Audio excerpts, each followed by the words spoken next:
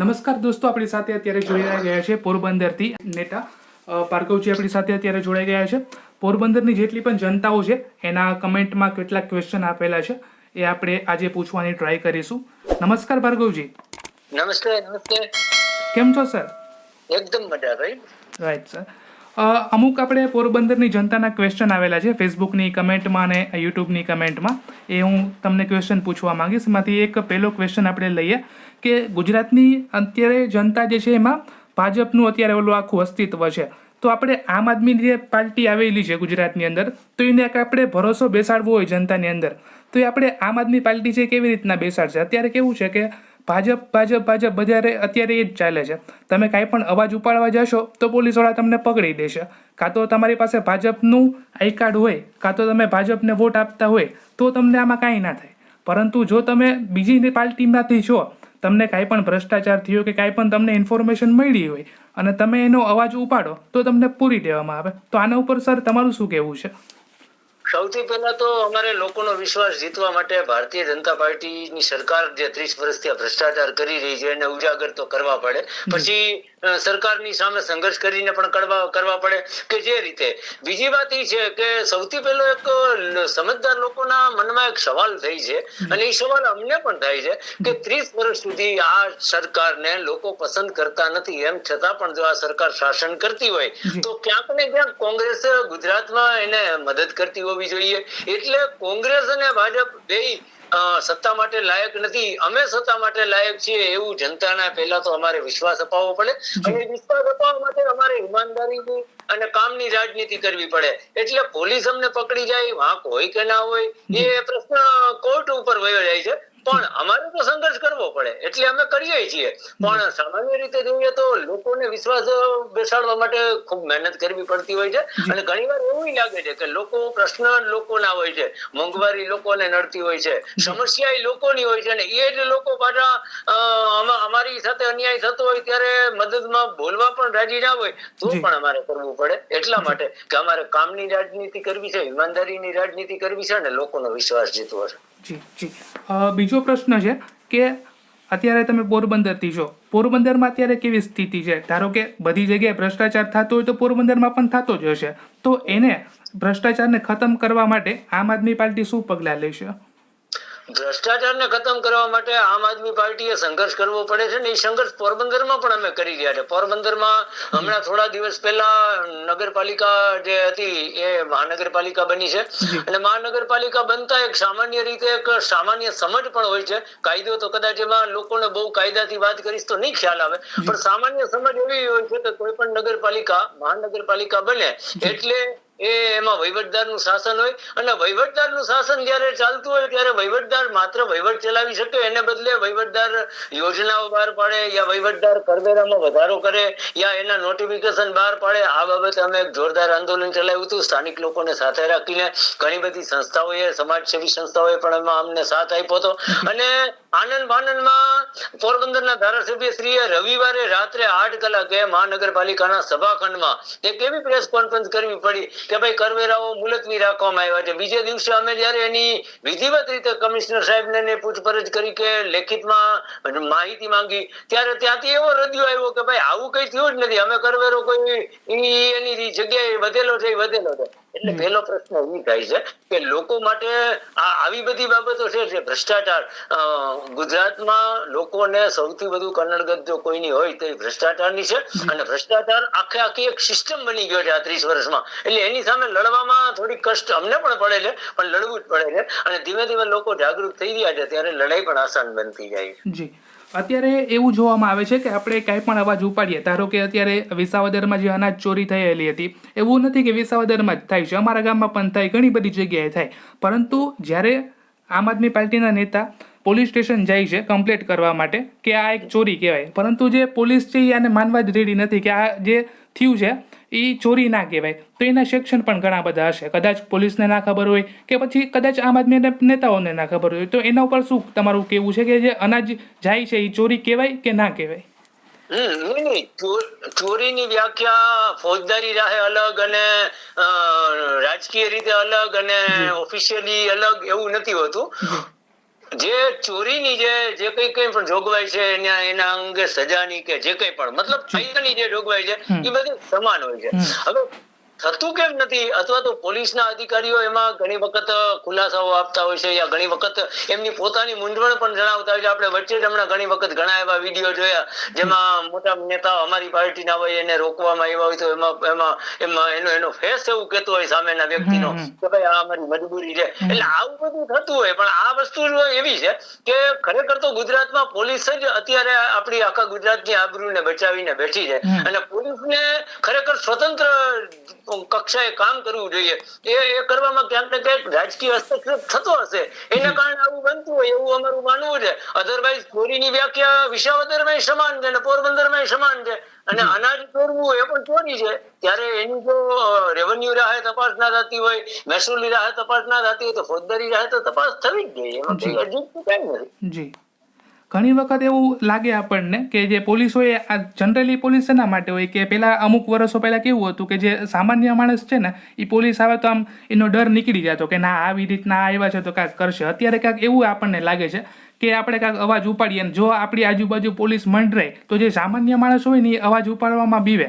ઘણી વખત એવું થતું હોય અત્યારે, પહેલાં એવું નહોતું થતું. તો આજે 5 વર્ષનો ગેપ આવ્યો કે પહેલાં પોલીસથી કોઈ નહોતું બીતું, પહેલાં પોલીસ આવે તો એક સેફલી આપણે સેફ એવું માનતા કે ના હવે કાંઈ નહીં થાય. પરંતુ અત્યારે જો તમે નાનો એવો પણ અવાજ ઉપાડ્યો તો એ તમને પોલીસ અંદર નાખી દે, પછી એ તમને મૂકે, 1-2 દિવસ પછી મૂકે, કાં તો પછી ખોટા કેસ નાખી દે કે એવું બધું થાય અત્યારે.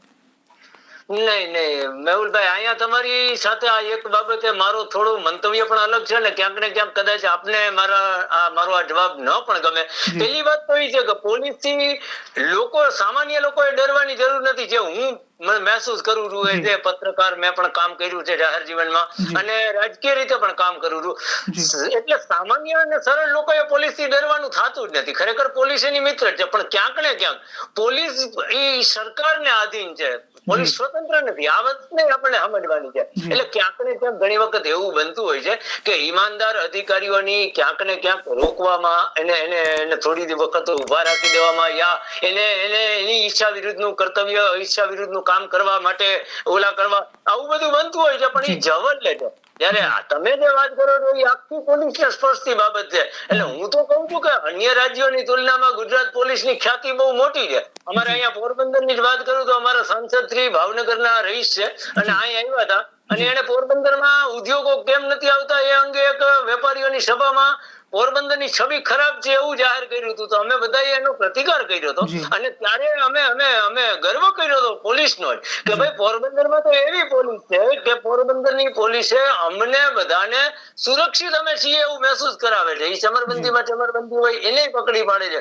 ત્યારે ક્યાંક ને ક્યાંક પાછળથી સાંસદ સાહેબે પોતે છબી અંગે વધારે પડતું બોલી ગયા છે એવું સ્વીકારે તો નહીં અવડા મોટા નેતા, પણ એવું એને 100% થયું છે. એટલે પોલીસ અંગે પહેલા તો લોકોએ ગેરસમજ દૂર કરી નાખવાની જરૂર છે, અને એ પણ સમજવાની જરૂર છે કે અંતે તો પોલીસ પણ સરકારની સિસ્ટમનો એક ભાગ છે. પોલીસ સ્વતંત્ર નથી. એટલે જ્યાં સુધી સરકાર એની પાસે કેવું કામ નિવડાવે છે કેવું નહીં, એનો યશ અને અપયશ એ બે જો જાતો હોય તો અપયશ માત્ર ને માત્ર સરકારને જવો જોઈએ, અને યશ આપણા ગુજરાતની ગૌરવશાળી પોલીસને જવો જોઈએ. બીજો સવાલ આવે છે કે પોરબંદરમાં શિક્ષણ અને આરોગ્ય ક્ષેત્ર જે છે એમાં શું સુધારા વધારા કરવાની જરૂર છે અત્યારે, કે જે ચાલે છે એ આખું રેડી ચાલે છે? આપને મેહુલભાઈ, તમને કદાચ ખબર હશે, દિલ્હીમાં સરકાર જે આમ આદમી પાર્ટીની ચાલી અને એને શિક્ષણ ઉપર બહુ જબરદસ્ત કામ કર્યું છે, અને ગુજરાતમાં એ જ પેટર્ન લઈ આવવી પડશે. કારણ કે ક્યાંક ને ક્યાંક અહીંયા જે ગુજરાતમાં જે રીતે આરોગ્ય તો ઠીક કે, પણ આપણે એમાં ક્યાંક ને ક્યાંક હજી સુવિધા મળી રહી છે, પણ એમાં નકલી દવાઓનો જે છે એ થોડો ડરામણો છે ચહેરો, પણ હવે એને સુધારશે સરકાર એવી અપેક્ષા રાખીએ. પણ શિક્ષણ છે એ તદ્દન ખાનગી બનતું જાય છે. એના કારણે એક વર્ગના લોકો જ એમાં શિક્ષણ મેળવી શકે છે, જ્યારે બાકીનો એક બહુ મોટો વર્ગ શિક્ષણથી વંચિત રહી જાય છે. અને ક્યાંક ને ક્યાંક એ અગર મોટા પૈસા ખર્ચી અને શિક્ષિત બની પણ જાય છે તો પણ એને નોકરીઓથી વંચિત રહી જવું પડે છે. એટલે આ બાબતે શિક્ષણની અસમાનતા છે એ હું સ્વીકારું છું, અને સરકાર નહીં સ્વીકારે, પણ હું પ્રાર્થના કરીશ આ સરકારને કે સરકારે શિક્ષણમાં અસમાનતા છે એ સ્વીકારવી જોઈશે, અને શિક્ષણ કોઈ પણ સંજોગોમાં ખાનગી ના હોવું જોઈએ, કોઈ પણ રીતે ખાનગી ના હોવું જોઈએ. જી. ખાનગીનો અર્થ શું થાય? ખાનગી એટલે શા માટે? શિક્ષણમાં તમે એવું શું તમારી પાસે છે કે જે તમે સરકાર ઉઠાવી નથી શકતી? ત્યારે મને દુઃખ થયું કે સરકારે જયારે પોરબંદર ગુજરાતમાં 300 શાળાઓ બંધ કરવાનો નિર્ણય લીધો, એની સામે મને વાંચવા મળે છે અખબારોમાં કે બીજી બાજુ 375 ખાનગી શાળાઓ નવી ખુલી. તો આમાં સમજાતું નથી કે સરકાર ખાનગી શાળાઓને પ્રોત્સાહિત કરે છે યા સરકાર ખાનગી શાળાઓ પાસે વિવશ છે. તો આ વિવશતા કે પ્રોત્સાહન આ બંનેને અમારી સરકાર આવીને સમજે અને અમે એને દૂર કરીએ. તો હું ખાલી શિક્ષણ માટે આટલું જ કહેવા માંગીશ કે શિક્ષણ કોઈ પણ સંજોગોમાં ખાનગી હોવું ના જોઈએ, હોય જ ના શકે, અને શિક્ષણને ખાનગી રખાય પણ નહીં. જી. બીજો એક સવાલ છે કે રોડ રસ્તા ઉપર આપનું શું કેવું છે? ઘણી વખત કેવું થતું હોય કે આપણે અમુક એવા ગામડાઓ છે જ્યાં ખેડૂત લોકો અરજી કરીને થાકી જાય છે, અથવા તો તે લોકોની ઓફિસ બંધ હોય, અથવા તો જે આપણે 1-2 અરજી કરીએ છતાં પણ કોઈ કામ એમાં નથી થતું. કામ થાય તો કોઈક ઓછું થાય, અને કોઈક વાર એવું બને કે કોઈ પણ મોટા નેતાઓ જે છે એની રેલી ફોર એક્ઝામ્પલ આ રોડ સ્થિતિ થતી હોય તો આપણે અરજી કરવાની જરૂરત ના પડે, એ રસ્તો જે છે એ ઓટોમેટિક થઈ જાય.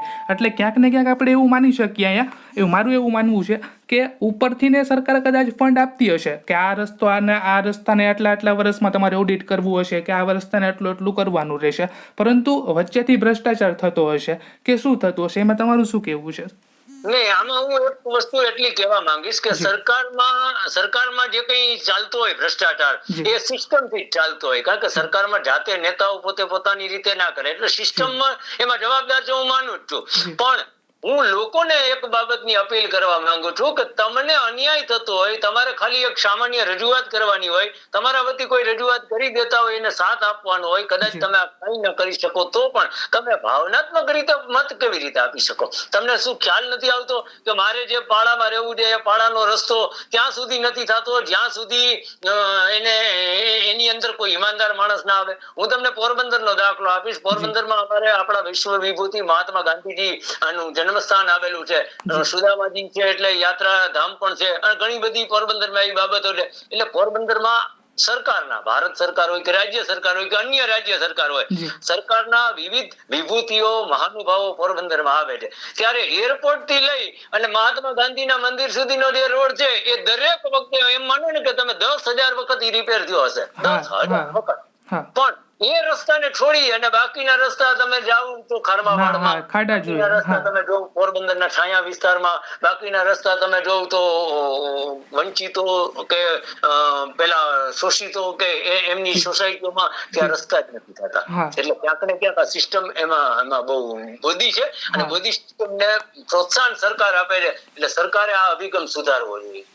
ઓકે, તો આપણે ફોર એક્ઝામ્પલ આપણે માની લઈએ કે અત્યારે ફોર એક્ઝામ્પલ મારા જ ગામડામાં રસ્તાઓ ખરાબ હોય, ધારો કે મેં 2 અરજી કરી દીધેલી છે, છતાં પણ કોઈ કાર્યવાહી ના થાય, તો એક આમ જનતા હોય તો એ શું કરી શકે આગળ?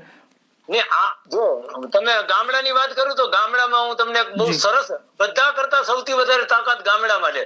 ગામડામાં હું બધાને કહેવા માંગીશ કે તમે તમારા તલાટી શ્રીને પૂછો કે આપણા ગામડામાં ગ્રામ સભા ક્યારે થાય, અને જ્યારે ગ્રામ સભા યોજાતી હોય ત્યારે તમે સરપંચને રીતસર પ્રશ્ન પણ કરી શકો છો, તમે જાહેર હિસાબો પણ માંગી શકો છો, આવેલી ગ્રાન્ટોની પૂછપરછ પણ કરી શકો છો, તમે કયું કામ કરવા માંગો છો, કયું નથી તમારાથી થતું, કેમાં તમને સરકાર મદદ નથી કરતી, કેમાં સરકારે તમને મોકલેલા પૈસાનો ક્યાં સદુપયોગ થાય છે, દુરુપયોગ થાય છે, આવા બધા જ સવાલો તમે કરી શકો છો.